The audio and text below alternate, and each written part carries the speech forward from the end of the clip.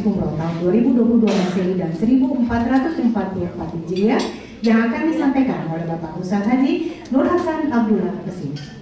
Kepada Bapak Ustadz kami silakan. Bismillahirrahmanirrahim. Assalamualaikum warahmatullahi wabarakatuh. Innal hamdalillah nahmaduhu wa nasta'inuhu wa nastaghfiruh wa na'udzu billahi min shururi anfusina wa sayyiati a'malina. Man yahdihillahu fala mudilla lahu wa man yudlil fala hadiya lahu. Asyhadu an la ilaha illallah wahdahu la syarika lahu wa asyhadu anna sayyidana wa nabiyyana Muhammadan 'abduhu wa rasuluh. Ballagha risalah wa adda al-amanah wa nasaha al-ummah wa jahada fillahi haqqa jihadih. Allahumma salli wa sallim wa barik ala hadzal nabiyil karim wa ala alihi wa sahbihi wa man tabi'ahum bi ihsan ila yaumiddin.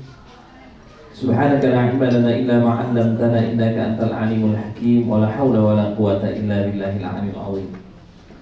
Yang kami hormati segenap para dewan asatidz, pembimbing Tour and Travel Holding Company, khusus kepada Fadil Mukarram Hadza Ahmad Bukhari, Alhamdulillah, juga yang kita hormati Ibu Hajah Ati Suduseng selaku Direktur Produksi Tour and Travel dan segenap karyawan serta Bapak Ibu sekalian para tamu Allah dan tamu Rasulullah SAW. Bahagia Bapak Ibu sekalian? Senang? Mau ngapain? Karena mau kira-kira kalau kita mau jalan-jalan senang apa enggak? Lebih kepada senang hati atau deg-degan? Ya. Banyak kan deg-degan ya. Deg-degannya kenapa? Kalau jalan-jalan nggak perlu ngapal doa. Sementara sekarang doanya banyak. Apa? Nah, ini buku doa. Buku doa ini bakal kita baca atau minimal kita hafal.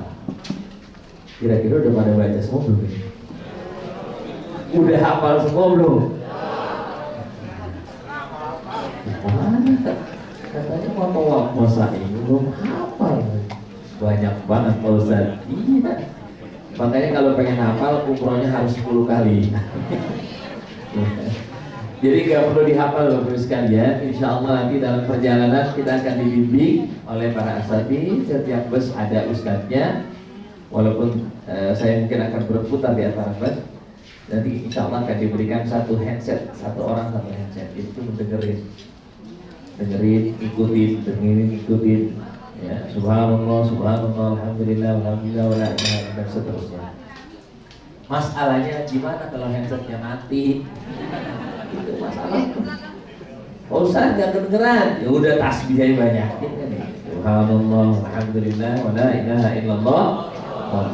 Karena itu yang dianjurkan pada saat kita melaksanakan tawaf. Begitu juga ketika sa'i, berbanyak takbir, Allahu akbar, Allahu akbar, la ilaha illallah wahdahu la syarika lahu. Jadi tidak ada bacaan yang pasti sebetulnya yang harus kita baca.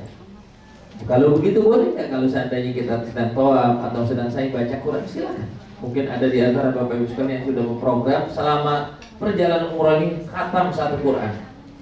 Insya bisa. Insya Allah bisa. Satu waktu sholat, satu juz. Dalam sehari berapa kali?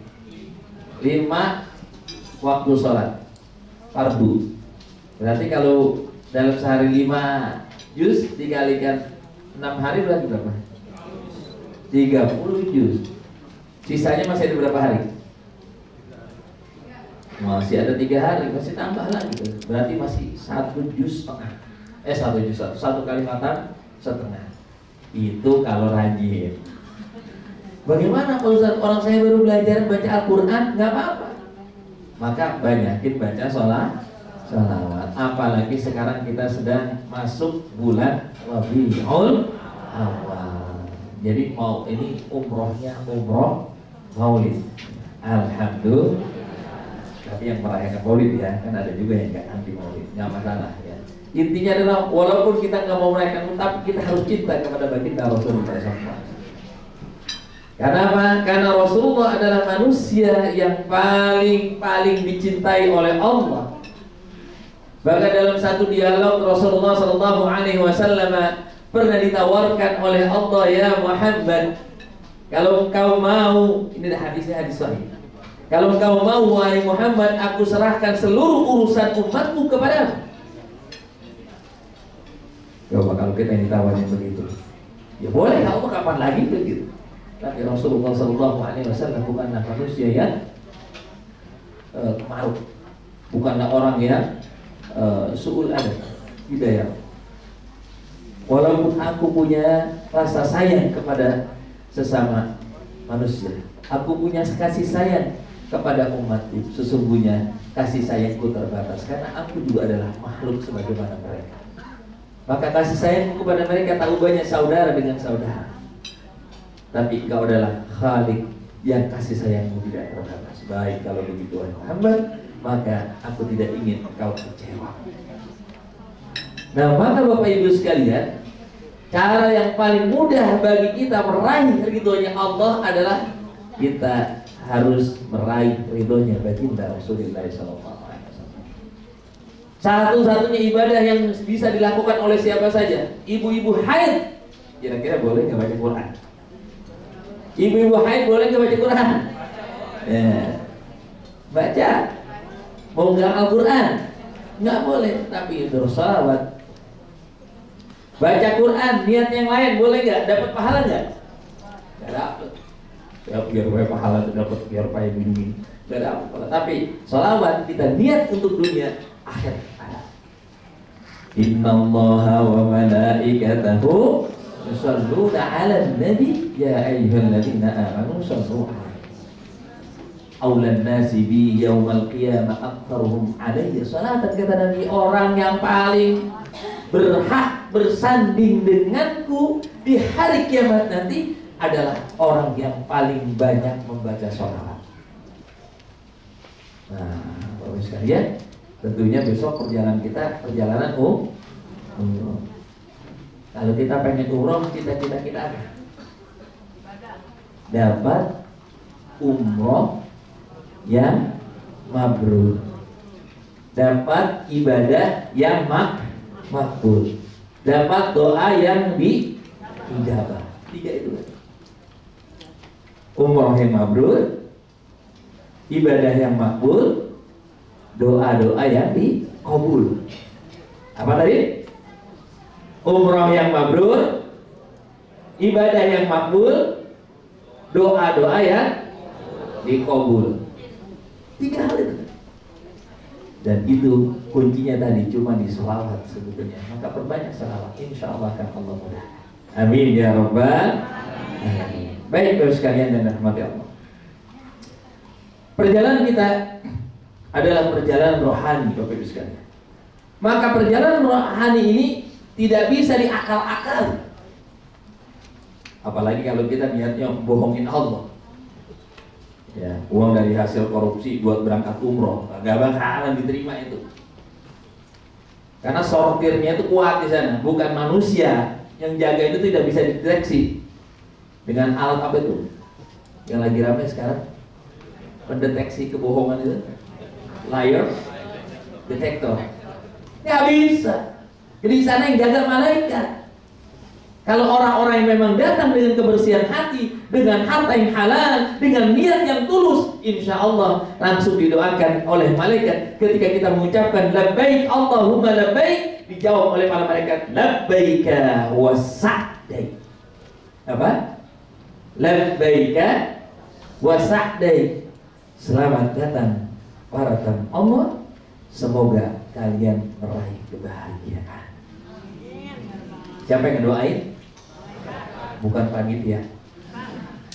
Para malaikat penjaga tanah haram ketika kita mengucapkan labbaik Allahumma labbaik, labbaik la syarika laka labbaik, innal hamda wan ni'mata laka wal mulk la syarika lak. Kata malaikat, labbaik wa sa'daik, labbaik wa sa'daik, labbaik ya fulan, labbaik ya Muhammad, labbaik ya Abdurrahman. Kembali. Jadi karena perjalanan ini adalah perjalanan rohani, maka kembalikan semuanya kepada Allah Subhanahu wa ta'ala. Bagi kita yang memang sadar kita sering lalai sholat, sering lalai dalam ibadah, maka malam hari ini masih ada kesempatan kita taubat kepada Allah Subhanahu wa Ta'ala. Kalau kita punya sangkutan kepada manusia, masalah dengan manusia, minta ampun, minta maaf kepada. Karena kadang-kadang masalah yang kecil ketika kita berada di sini jadi masalah besar. Karena apa? Jadi masalah. Kita sering bikin orang kesel, di sana ada aja orang bikin kesel kita. Biasanya begitu bawaannya. Makanya kita minta dihalalkan. Oleh sebab itu, dalam sebuah riwayat katakan, innallaha thayyibun la yaqbalu illa thayyiban. Allah itu maha bersih, maha suci, maha indah, maha baik, hanya suka kepada yang baik-baik. Makanya tadi, kalau seandainya kita datang ke sana dengan kekotoran hati, kita datang ke sana dengan harta yang tidak halal, pasti di sana didoakan oleh malaikat ketika mengucapkan labbaik Allahumma labbaik, dijawab oleh malaikat la labbaik, tidak ada undangan bagi kalian, wala sa'dai, tidak ada kebahagiaan bagi kalian. Makanya Bapak Ibu sekalian, kalau kita jalani nanti perjalanan umroh kita, itu dipenuhi dengan nilai-nilai, dipenuhi dengan nilai-nilai filosofi, nilai-nilai akhlak, nilai-nilai dimensi-dimensi kehidupan yang semuanya ini menjadi modal kita, ya, menggapai ibadah umroh yang makbul dan makbul. Pertama, dimensi akidah, dimensi syariah, dimensi akhlak. Jadi 3 hal ini yang harus senantiasa kita pegang, baik ketika kita akan berangkat maupun ketika kita berada di sana ataupun ketika kita kembali. Makanya bersihkan hati kita Bapak sekalian. Akidah kita, keyakinan kita dalam perjalanan ini harus Allah yang kita pegang. Makanya kalau sudah niat mau berangkat, Bapak Ibu sekalian, jangan, khususnya ibu-ibu, jangan bikin rumah lagi udah. Bapak-bapak nggak usah mikirin pekerjaan lagi. Ini udah mau berangkat, masih aja pusing. Ya, usahai, amanahin kepada anak buah. Udah tawakal ala Allah. Ibu-ibu nggak usah mikirin cucu lagi. Kadang-kadang kalau ibu-ibu lebih sayang ke cucu ketimbang anak. Kata anaknya gitu, saya aja ibunya udah serempot emak, kan begitu biasanya. Jadi kadang-kadang lebih sayang, lebih perhatian. Sudah, nggak usah gitu. Kalau boleh lah, bukan berarti nggak boleh nelfon, tapi nggak usah terlalu bohong. Begitu lagi sakit tiap kali, gimana anakmu? Wah, pusing. Bikin orang. Saya udah tahu kalau Allah mau di tanah suci, doain mudah-mudahan sehat, sabar ya Pak.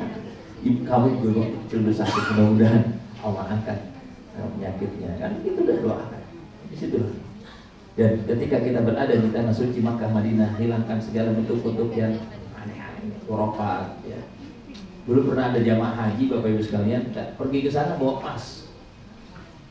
Banyak emas ya. Kenapa? Karena dia ternyata pengusaha emas, dia rupanya tambah berkah atau usahanya. Begitu lagi dia sujud di Masjid Nabawi, taruh depan bangun ke ada stres. Umroh atau haji stres. Wah, ini stres. Makanya nggak usah aneh-aneh.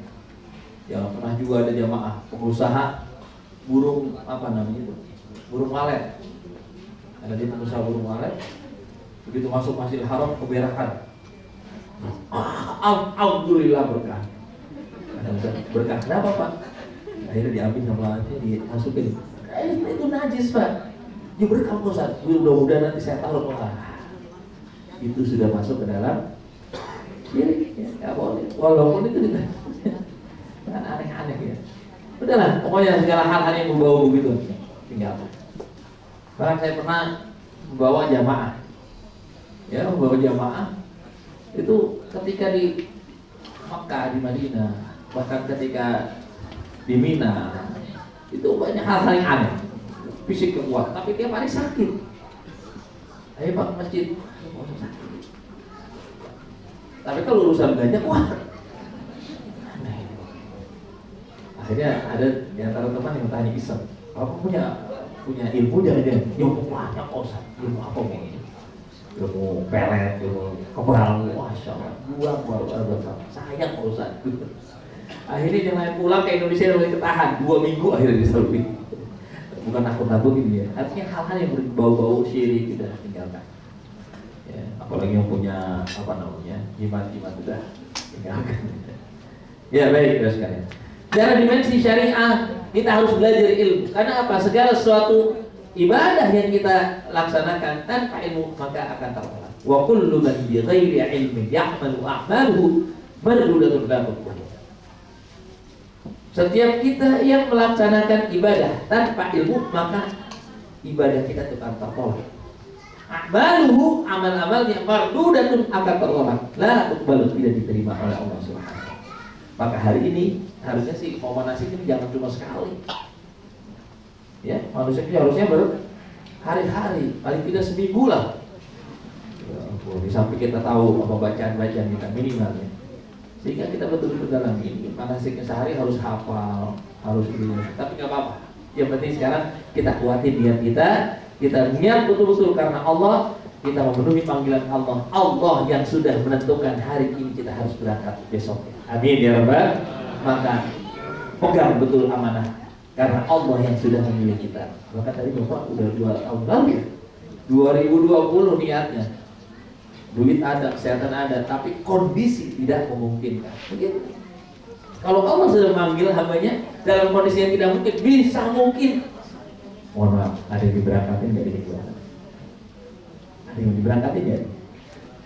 Ada nggak? Ada. Ustaz. Ustaz itu berangkat, tiap bulan berangkat. Alhamdulillah. Termasuk saya juga sama. Pulang dikasih duit. Itu kalau Allah sudah berkehendak, tidak ada yang tidak mungkin. Bukan bicara lagi masalah materi, bukan lagi masalah kemampuan secara finansial, tapi kalau Allah sudah menghendaki, maka akan terjadi. Seperti hari ini kita dikumpulkan untuk manasik, dan insya Allah hari Rabu kita akan berangkat, maka itu adalah sebuah amanah yang Allah telah gariskan sejak azal. Maka manfaatkan waktu itu untuk kembali menghadap Allah, membangun kembali komitmen sebagaimana waktu kita melaksanakan tawaf. Makanya Bapak Ibu sekalian, sebelum tawaf saja aturannya kan luar biasa. Orang tidak boleh masuk kota Makkah kecuali dia dalam keadaan berihram. Kenapa sih kok harus begitu? Tahu sebabnya. Karena setiap amalan kita akan dilipat gandakan oleh Allah 100.000 kali lipat. Sebagaimana kalau kita melakukan kesalahan akan dilipat gandakan dengan 100.000 kali lipat. Itu masalahnya. Kenapa masuk ke tanah suci Mekah harus dalam kondisi kita berihram. Di dalam berihram ada aturan-aturan yang tidak boleh dilanggar. Inilah kasih sayang Allah Subhanahu wa taala. Tuh, bayangkan. Ketika kita sedang berihram, nggak boleh motong kuku, nggak boleh nyabut rambut atau bulu, nggak boleh pakai wangi-wangian, nggak boleh menutup kepala bagi laki-laki. Kan boleh-boleh semua itu kalau di luar ihram. Ya, jangan sampai ada yang nantang nanti. Ah, minyak wangi saya, kalau saya boleh beli mahal-mahal, masa nggak diboleh pakai? Hati-hati. Ini aturan Allah, protokolernya langsung dari Allah. Jangan pernah coba-coba menutup muka dan telapak tangan bagi laki-laki wanita, bermake up, memakai pakaian berjahit laki-laki, bertengkar, berdebat, berkata porno, melakukan hubungan suami istri, kan halal sebetulnya. Istri-istri saya katanya. Ingat, mencabut tanaman, membunuh binatang, ini adalah aturan yang harus kita jalani. Pakaiannya saja nggak boleh bagi laki-laki kecuali 2 helai. Gimana Pak Ustaz kalau kita tambahin ke dalam? Boleh nggak? Nggak boleh. Nggak berjahit Pak Ustaz. Nggak boleh. Orang cuma aturannya 2 helai.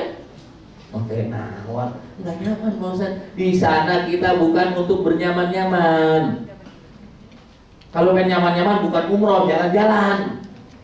Ini kita sedang melaksanakan ibadah untuk menghadap Allah. Sebagaimana nanti kita ketika mati menghadap Allah. Kira-kira kalau orang mati bisa nawar nggak? Orang mati bisa nawar nggak? Kagak bisa. Ketika mati boleh nggak nawar? Jangan pakai sabun gitu, sabunnya mahal dikit. Nggak bisa. Jangan air dingin, ditambah air hangat sedikit ya. Nggak bisa. Udah kalau orang sudah mati, udah terima apa adanya. Makanya ada ungkapan ad-dhaifu kal mayyit. Orang yang bertamu itu seperti mayit, apalagi kita bertamu kepada Allah. Maka kita harus siap dengan kondisi bagaimana. Terserah Allah mau ngapain saya di sana. Dan Allah akan memperlakukan kita sesuai dengan amalan kita. Kalau kita dikenal oleh Allah, pasti Allah akan memperlakukan kita istimewa. Sebagaimana kalau kita kedatangan tamu atau kita bertamu, kita dikenal atau kita kenal kepada tamu yang akan datang, pastinya kita sudah mempersiapkan segalanya, betul? Bapak Ibu sekalian, kedatangan tamu, tamunya tamu istimewa, kira-kira disiapin nggak? Kenapa? Karena kita kenal baik sama dia. Sebaliknya, kalau seandainya kita kedatangan tamu, tamunya kita nggak kenal, langsung diterima apa enggak? Langsung diterima apa enggak? Diapain? Intro kan? Bapak siapa? Bapak dari mana? Bapak siapa? Ke bahasanya gitu, kalau bahasa kasar, Bapak siapa? Kan gak enak kalau gitu bahasa. Bapak siapa? Tapi tergantung orangnya. Ya kan begitu. Maka begitu juga kita ketika datang ke Baitullah, datang ke rumah Rasulullah. Kalau kita dikenal oleh Rasul, dikenal oleh Allah dan para malaikatnya, baru datang udah nangis nih, atau gemuruh. Wah, baru lihat dari jauh udah Masjid Nabawi, nangis kegerungan. Ya Allah, alhamdulillah sampai juga akhirnya. Tuh. Yang udah pernah, alhamdulillah bisa kembali lagi setelah lama. Baru melihat Masjid Nabawi. Makanya baca sallallahu ala Muhammad sallallahu alaihi wasallam sallallahu ala Muhammad sallallahu alaihi wasallam ya Nabi salam ya Rasul ya Habib salam alaika salawatullah alaika. Baru nyebut namanya aja hati kalau gemuruh. Saya ingat dulu tahun 97 pertama kali saya haji langsung ke Mekah waktu itu. Itu karena ke Mekah dulu melihat menara Masjid Nabawi, Masjidil Haram. Kalau sekarang kalau dulu belum tertutup, sekarang udah tertutup. Jadi jauh tuh ya Allah. Nggak bisa mengungkapkan kata-kata. Labbaik Allahumma labbaik, masya Allah. Tapi karena sekarang udah terlalu sering, akhirnya jadi biasa lah ini sekarang. Ya. Maka ada ungkapan zurhibban nazdan hubban. Jarang-jarang berziarah akan bertambah kita. Kalau terlalu sering kadang-kadang suka hilang. Ya, baik. Maka sekalian rahmati Allah. Ketika kita datang ke tanah suci Makkah, kita sudah dalam kondisi berihram. Niatnya dari Bir Ali kan, kita dari Madinah terlebih dahulu. Apa yang kita niatkan? Ya Allah, terimalah ibadahku. Ya Allah, ampuni segala kesalahanku. Ampuni dosa kedua orang tuaku. Ampuni pasangan. Ampuni anak-anakku, semua orang kita ya Allah. Panjang ya. Terus sampai labbaik Allahumma labbaik, labbaik la syarika laka labbaik, innal hamda wan ni'mata laka wal mulk la syarika. Wah, nikmat. Sampai di tanah suci Mekah. Ketika kita sudah sampai di sana, biasa kita check-in. Kemudian kita makan malam, sholat di tengah. Nah, sebelum kita melaksanakan tawaf, usahakan jangan tawaf dulu kalau belum bisa meneteskan air mata pandang Baitullah. Ini yang selalu saya ingatkan kepada para jamaah. Jangan pernah melaksanakan tawaf sebelum bisa meneteskan air mata. Logikanya harusnya kita datang ke Mekah nangis, karena namanya juga kota Mekah. Alladzi bi Bakkah mubarakah. Bakkah. Ya, jadi kota Mekah di dalam Al-Quran disebut dengan kalimat Bakkah. Kenapa? Karena orang yang masuk ke Mekah dia akan menangis. Minimal kalau dia belum bisa menangis ketika masuk ke kota Mekah, ketika memandang Baitullah harusnya dia sudah bisa menangis. Maka disunnahkan sebelum kita mulai tawaf, kita disuruh memandangi Baitullah sambil berdoa, Allahumma zid hadzal baita tashrifan wa ta'ziman wa takriman wa mahabatan wazid man syarrafahu wa 'azzamahu wa karramahu mimman hajjahu aw i'tamarahu tashrifan wa ta'ziman wa takriman wa birra. Ya Allah, muliakan, tambahkan kemuliaan kepada Baitullah. Tambahkan haibah kepada Baitullah. Dan kami mohon dengan keberkahan tempat ini, tambahkan pula kepada kami sebagai orang-orang yang menziarahinya kemuliaan, keutamaan, ya, dan kebaikan. Wa mahabbatan wa birra. Terus, wah belum juga bisa nangis. Minta kepada Allah, ya Allah kenapa? Keras hati. Jadi kalau kita mandang Baitullah, apalagi pertama kali, nggak bisa nangis, berarti lagi masih banyak ketutup nih. Jadi ibarat kita ada mata, ada cahaya, kemudian mata kita tertutup. Kira-kira bisa ngeliat gak tuh? Bagaimana biar supaya terbuka? Dibuka, penutup matanya. Maka begitu juga ketika melihat Baitullah, kita nggak bisa menangis. Minta kepada Allah agar Allah bukakan mata batin kita sampai kita bisa menangis. Kalau sudah bisa menangis, toh insya Allah nikmat pada sekalian. Kenapa? Karena toh pada hakikatnya adalah membangun kembali komitmen di hadapan Allah. Maka simbol tawaf itu, ya, putarannya berlawanan dengan arah jarum. Maksudnya apa?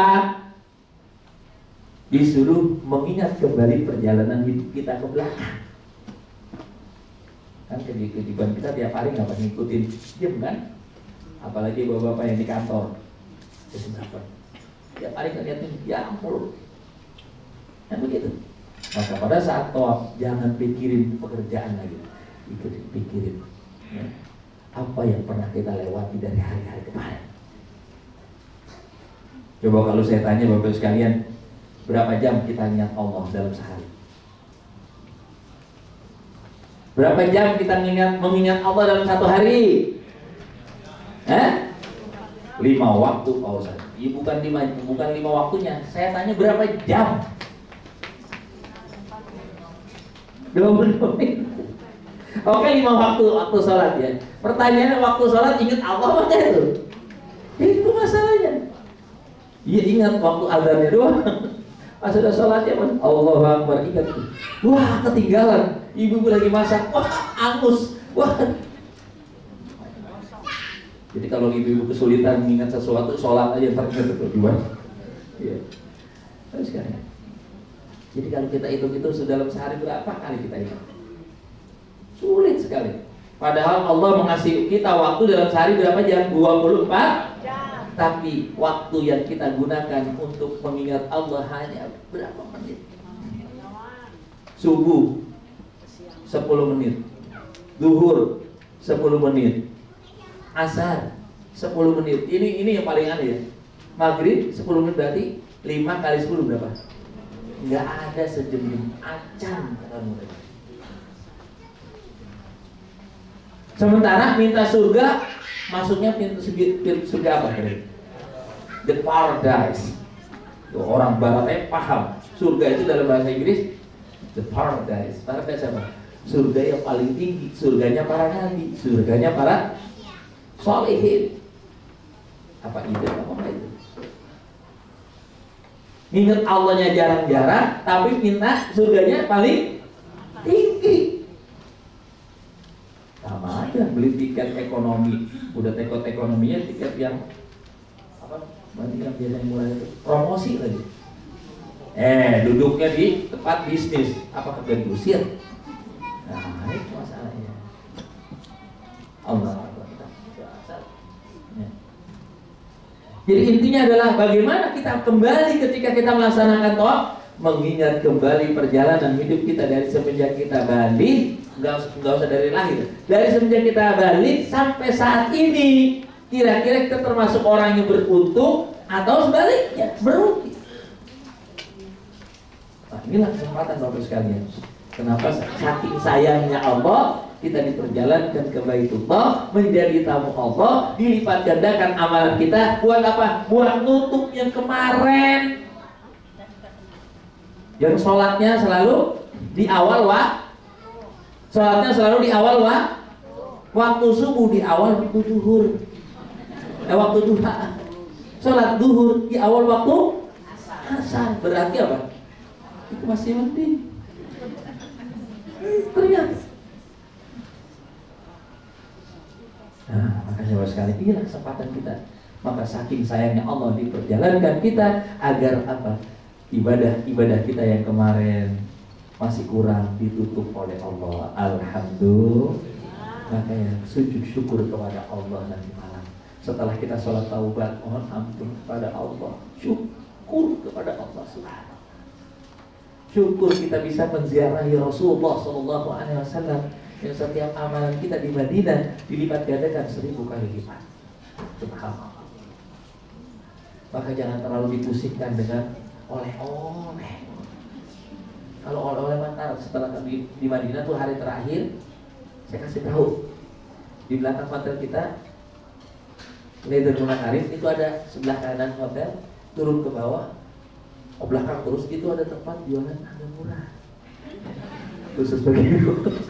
Di situ ya satu hari udah penuh tuh, satu tas.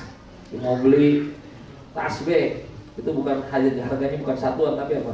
Grosiran itu ada di belakang itu. Kalau nggak tahu kan hubungi Ustaz ya. Ustaz teman-teman. Ini turun ke belakang itu ada. Ya. Baik, tidak usah kita terlalu disibukkan dengan hal-hal yang kayak begitu. Sibukkan hati kita dengan Rasulullah, sibukkan hati kita dengan Allah, sibukkan hati kita dengan Al-Quran, sibukkan hati kita dengan ibadah-ibadah yang sunnah. Yang kemarin kurang bersedekahnya, sudahlah, siapin dari sekarang duit-duit, receh-receh, bukan duitnya benar. Di depan hotel itu ada penukaran, 10 real atau 5 real, ketemu orang jalan kasih, tapi jangan lihat-lihat. Biasanya kalau tukang sapu itu kasih satu 10 orang datang ya. Kalau dia lagi sendiri kasih. Ya, kalau dia lagi rame-rame tar dulu tungguin. Ya, kasih. Yang kemarin malas rajin melangkah ke masjid, maka rajinin. Orang belum masuk masjid kita udah duluan ke masjid. Tapi jangan saking rajinnya baru adzan pertama udah sholat subuh. Maka udah 2 kali sholat subuhnya saking rajinnya. Ya, makanya kalau kita belum masuk waktu sholat udah kita mengqadha salat-salat kita yang silakan di 2 tempat ini, Masjid Nabawi, Masjid Al-Haram. Kalau kita lebih awal datang, niatin, ya Allah saya mengqadha salat-salat saya kemarin juga sering saya lalaikan. Ini kesempatan, kita jangan dipusingkan masalah-masalah di rumah, tinggalkan. Kita hanya fokus kepada Allah dan Rasulnya. Insya baik, tawaf. Ketika kita melaksanakan tawaf, kembali kita mengingat bahwasanya saat ini kita sedang menjadi delegasi Allah, menjadi tamu-tamu Allah yang nanti sepulang umroh 1000 mata akan memandang kita. Akan dilihat nanti itu si pulang umroh berubah apa. Kalau seandainya justru makin parah, maka bukan dapat rahmat kita pulang dari sana, bukan dapat haji umroh yang mabrur, tapi umroh mabrurah, tapi umroh yang kabur. Kenapa? Cuma kabur naik pesawat doang, jalan-jalan. Bahkan bisa jadi minus pulang dari sana, bukan plus. Kenapa? Ketika di Madinah harusnya dilipat gandakan 1000 kali lipat pahalanya, justru minus 1000 kali lipat. Kenapa? Seringan gosip, seringan maksiat, seringan apalagi di tanah suci Mekah. Makanya jangan dikira orang yang pulang haji, pulang umroh semua yang diterima, belum tentu. Nah, bukan nakut-nakutin lagi. Ini menjadi sebuah refleksi bagi kita sekalian, biar supaya ibadah kita akan kita laksanakan betul-betul menjadi ibadah yang diterima oleh Allah Subhanahu wa Ta'ala. Amin ya rabbal alamin. Ketika kita melaksanakan tawaf, langkah yang pertama yang akan kita lakukan setelah kita memandang Baitullah sampai masuk ke dalam hati, kita akan memulainya dari rukun Hajar Aswad, pojokan Hajar Aswad. Kita berarti juga kedengeran ya adanya. Jadi kita akan menghadap ke Baitullah tepat, walaupun itu sebenarnya tidak wajib, hukumnya sunnah, beristilah Bismillahirrahmanirrahim. Kalaupun tidak istilah juga sah, ya. Tapi afdalnya kita akan beristilah sebagaimana dicontohkan Rasulullah. Karena apa? Orang yang beristilah, orang yang mencium Hajar Aswad, kalau Rasulullah dulu mencium, orang tidak istilah, maka dia nanti akan bersaksi telah menjadi dia bahwasanya si fulan dulu di dunia pernah mencium. Ya. Dan itulah satu-satunya batu, ya, yang bisa nyedot dosa. Kalau di Indonesia banyak ada batu-batu yang bisa nyedot racun tuh, ya. Tapi satu-satunya batu yang bisa nyedot dosa itu cuma Hajar Aswad. Dan itu diturunkan langsung dari surga. Ini menunjukkan bahwasanya surga udah ada dari zaman dahulu. Ya, ini batu surga, Hajarul Aswad. Dulunya warna putih kan jadi hitam. Karena banyak orang yang berdosa nyium dia, warna hitam pekat. Ya, jadi kita mau mulai dari situ. Ya, dengan harapan kita bisa menciumnya di dunia, mudah-mudahan kita bisa mencium bau surga di akhirat nanti. Amin ya rabbal. Wah, 1 putaran, 2 putaran, 3 putaran, diakhiri dengan yang ke-7 dengan beristilah Bismillahirrahmanirrahim. Berapa kali tadi? Berapa putaran? Kenapa 7 putaran? Kenapa 7 putaran? Enggak 10 aja? Ya?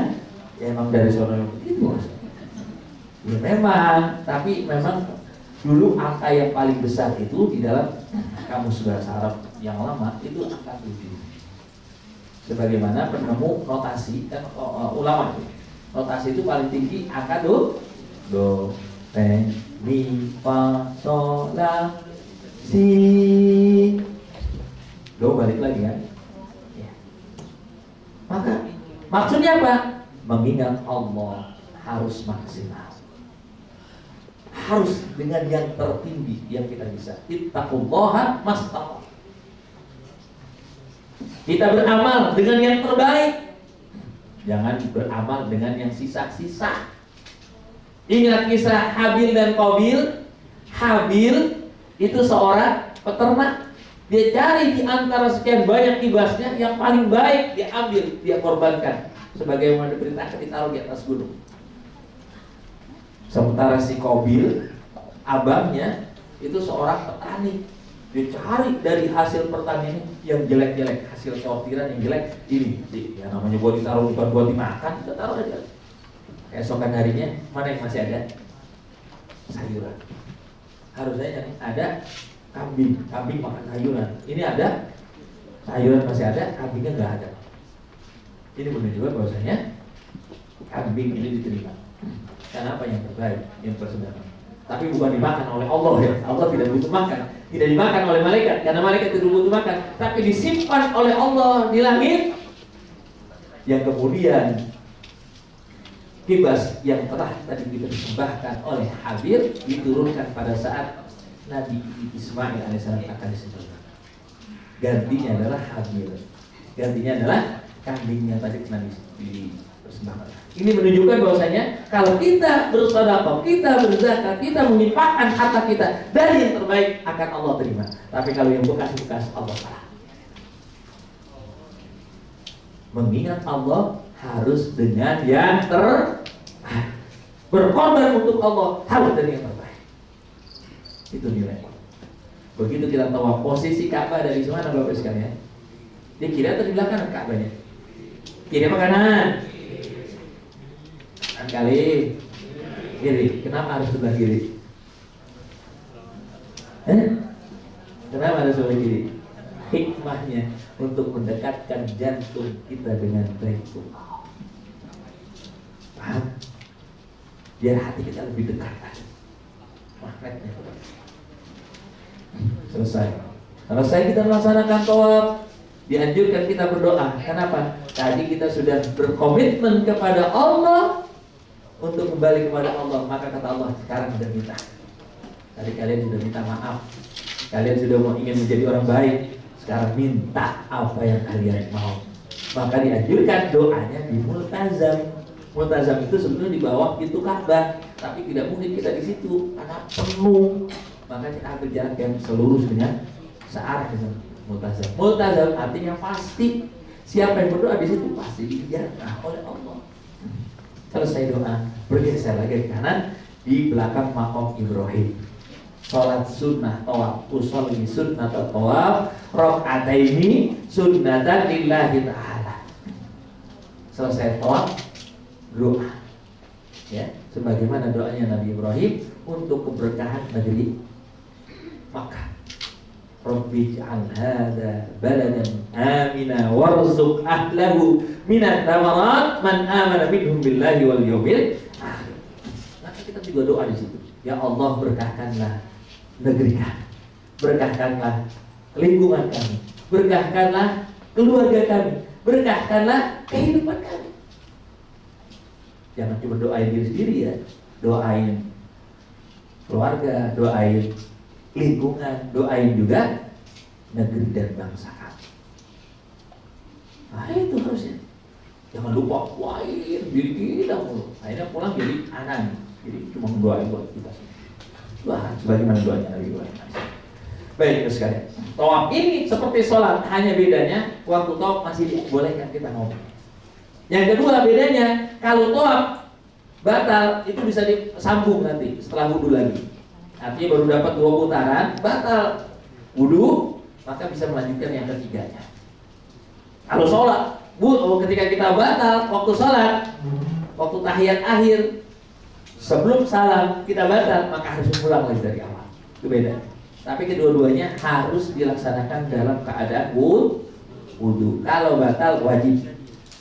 Ya, jangan seperti yang kemarin dari jamaah, nenek-nenek batal dari awal, kagak ngomong.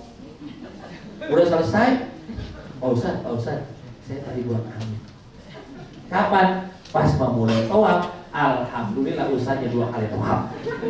Ngeksak namanya itu. Jangan sampai begitu ya. Kalau mau ngasih tahu, nggak usah malu-malu.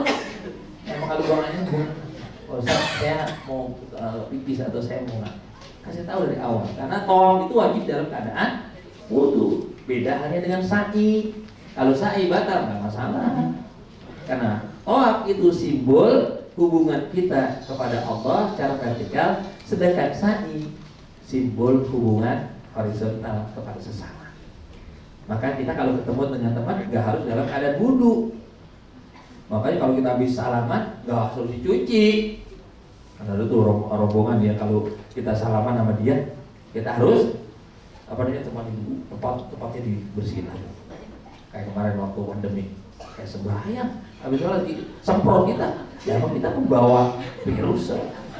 Kadang-kadang manusia udah ketika kemarin banyak yang kosret imannya. Alhamdulillah selesai kan. Banyak yang kosret jujur aja kemarin. Pokoknya saya khutbah dibilang, Bapak Ibu sekalian, Bapak-bapak sekalian, kira-kira nih pakai masker takut mati apa takut nyakit? Rata-rata kebanyakan takut mati. Kalau takut nyakit mah biasa, sakit itu udah sering. Akhirnya digadaikan keimanannya banyak. Makanya saya nggak pernah pakai itu ya. Mas kecuali kalau lagi gitu ada harus. Baik, tawaf. Jadi tawaf ini adalah simbol hubungan kita kepada Allah. Sementara sa'i yang artinya usaha adalah simbol kehidupan kita, keseharian kita. Ya. Diawali dari mana? Dimulai dari Safa, diakhiri di Marwah. Berapa kali? Lagi-lagi 7 kali. Apa maksudnya dimulai dari Safa? Safa artinya kemurnian. Safa berarti kesucian. Mulailah usaha kalian dengan nilai atau niat yang tulus. Makanya sebelum kita mulai sa'i, dianjurkan kita berdoa menghadap Baitullah terlebih dahulu. Ya kan? Abda'u bima bada Allahu bihi wa rasuluh inna safa wal marwata min sya'airillah faman hajjal baita aw itamara fala junaha alaihi ay yatawwafa bihima wa man tatawwa khairan fa inna Allah syakirun alim. La ilaha illallah dan seterusnya. Wahdahu la syarika lahu asyhadu an la ilaha illallah. Terus baru kita mulai. Dan ditutup di mana? Yang ketujuhnya di Marwah. Ini menjadi simbol siapa yang usahanya sebelum dia berusaha mengharap kepada Allah, mengharap ridho Allah, berdoa kepada Allah, maka dia akan mudah dalam meraih cita-citanya. Di tengah-tengah Safa atau Safa dan Marwah itu ada lampu warnanya hijau. Kalau dulu tiang warna hijau, kalau sekarang bukan tiang, tapi lampu di atasnya hijau. Dianjurkan kita untuk berlari-lari kecil, mempercepat dia loh, itu masih tiang tuh kan. Kalau sekarang bukan, tapi kan lampu di atas kita kayak ini. Ini kan umum. Hijau. Dulunya adalah Batnul Wadi, tempat yang paling terendah. Kita dianjurkan berlari cepat, berjalan cepat.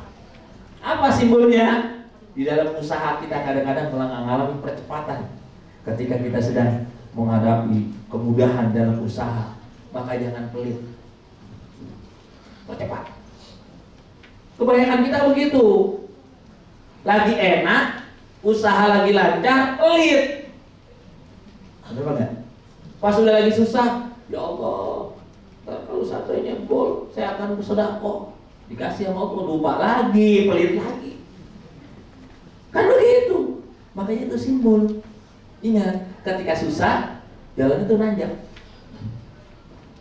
Berarti kalau ketika kita sedang mengalami kesusahan, saat lagi mau ditanjakin sama Allah. Tapi ketika lagi dalam keadaan lancar, jangan lupa sama Allah. Kan begitu. Ini terbalik. Lagi susah, Allah disalahin. Ya Allah, saya udah puasa, saya udah beribadah, saya udah ikhtiar. Kenapa hidup saya masih susah? Baik, ini Allah. Justru itu kasih sayang Allah. Orang yang dikasih sayang Allah ketika dia beribadah tapi hidupnya susah, justru itulah bentuk Allah sayang kepada kita. Ya supaya apa? Biar supaya ibadah kita nanti ditabung di akhirat. Mau kalau punya kebaikan dibayar di dunia? Mau nggak? Enakan mana? Di dunia apa di akhirat? Kalau saya begini, ya Allah berikan saya kembangnya di dunia, buahnya di akhirat. Begitu. Itu yang selalu saya minta ketika bersalawat, ya Allah, kalau seandainya kau berikan kenikmatan, ini mah kasih kembangnya aja ya Allah. Gak usah isinya. Kalau ibarat itu kaleng, tutupnya aja Allah. Nanti di akhirat. Nah, ada apa? Karena jangan sampai seperti Fir'aun. Fir'aun itu selama hidup gak ada susah. Pernah Fir'aun sakit? Gak pernah. Pernah Fir'aun itu ada yang ngalahin, ada yang ngambil jabatannya? Gak pernah. Siapapun pasti tunduk kepada Fir'aun. Bahkan didoain oleh Nabi Musa, ya Allah mudah-mudahan si Fir'aun mampus gitu. Bahasa kita begitu, kalau bahasa kita matiin apa ya Allah tuh Fir'aun, nyusahin banyak orang. Sebentar dulu Musa, itu punya kebaikan itu. Kebaikan apa Fir'aun? Lihat kau datang pura-pura jadi pengemis. Kata Nabi Musa, masa iya ya Allah? Oh badan. Akhirnya Nabi Musa nyamar jadi pengemis, minta ke istana Fir'aun. Ternyata dikasih motor emas tuh, ambil. Itu kelebihan Fir'aun gitu tuh. Kelebihan Fir'aun apa dia? Suka berdoa, kalau udah ngasih gak ada hitungan. Makanya itu kenapa alasannya Allah dikasih umur panjang, dimudahkan urusannya dunia, biar di akhirat habis. Mau begitu model? Mau begitu? Ya saja. Kira-kira mau dibalas di akhirat atau di dunia? Dunia dan akhirat, jelas. Baik terus sekali. Maka diakhiri nanti sa'i kita di Marwah.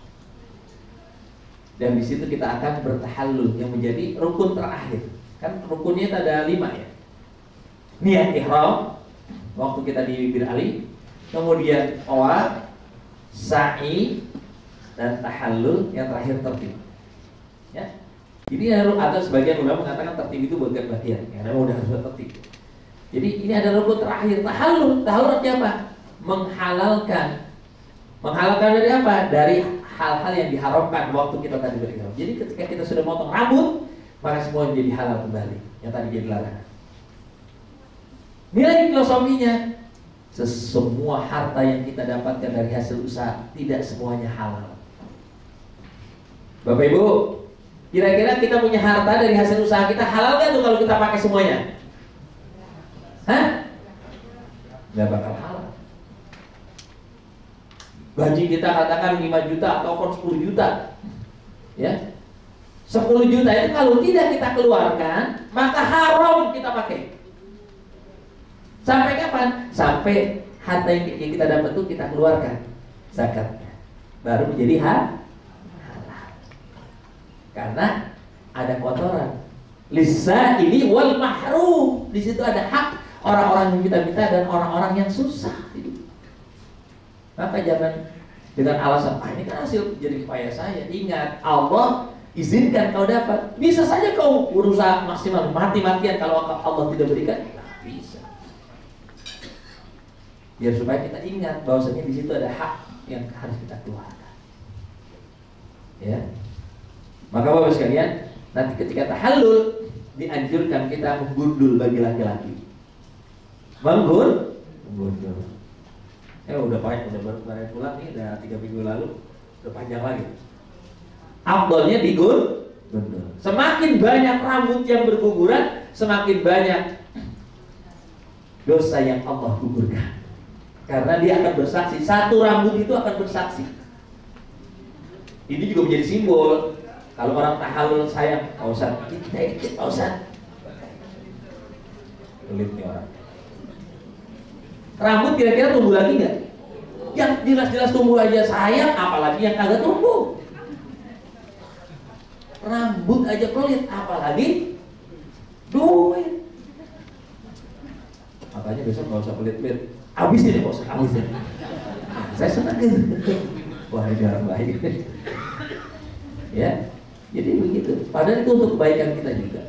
Makanya Bapak sekalian, jadi banyak sekali simbol-simbol yang dapat kita ambil dalam perjalanan ini. Makanya disebut umroh mabrur. Kalau haji yang artinya kebaikan yang selama kita berada di dua tanah suci itu kita praktekkan, pulang ketularan. Mabrur artinya kebaikan dibangun di atasnya kebaikan. Jadi dalam istilah agama, kebaikan itu kan banyak. Ada al-hasanat, ada al-ma'ruf, ada namanya al-khair, ada juga namanya al-bir. Nah, kalau diterjemahkan bahasa Indonesia semuanya kebaikan. Padahal maknanya beda-beda itu. Kalau al-ma'ruf itu kebaikan lokal. Kayak kita di Indonesia kalau ketemu orang, Assalamualaikum, itu kebaikan baik, bukan nyembah orang. Itu namanya al-ma'ruf. Ada namanya al-hasanat. Al-hasanat itu kebaikan secara universal. Begitu. Nah, kalau al-bir, kebaikan orang yang udah baik dibangun di atasnya kebaikan lagi. Kita udah baik melaksanakan umroh, tiap hari rajin, begitu Allahu Akbar, waduh ketinggalan. Ya, nanti begitu pulang juga sama. Nah, itu berarti mabrur. Tapi begitu pulang, pas pulang umroh, pulang haji, tadinya rajin di tanah suci Mekah, tanah suci Madinah, terus Allahu Akbar, Allahu Akbar. Lalu capek baru pulang umroh. Alasannya baru pulang. Emang apa sih pulang umroh kok malah jadi males? Masih banyak stok pahala. Ini namanya konyol ini.